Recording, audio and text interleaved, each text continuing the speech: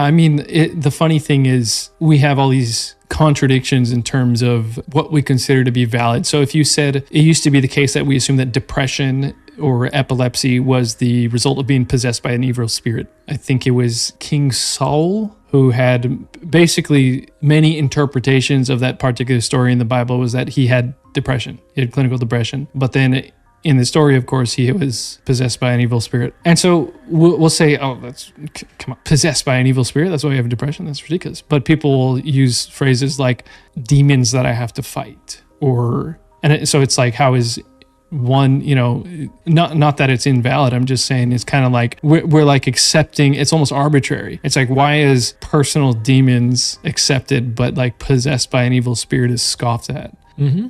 I can see that. Well, to complicate that even further, it's like we still kind of believe in demons. We don't say demon, we say depression. Now, when people say the explanation for demon possession is incorrect, they'll say, because show me a demon, like point to it. What's the proof that demons exist? Like show me some evidence in the existence of demons. Like fair enough, right? But show me some examples that depression exists. Like it's ontologically an entity that we can point to, or it will consistently show up in some sort of scan. That's where we started this conversation and said, that is depression right there. What we've done is we've reified, which means to make a thing out of something that is an experience. It's immaterial. But we've forgotten we've done that because we think that that's objective and empirical versus the demon is more of like symbolic or metaphorical. Yeah.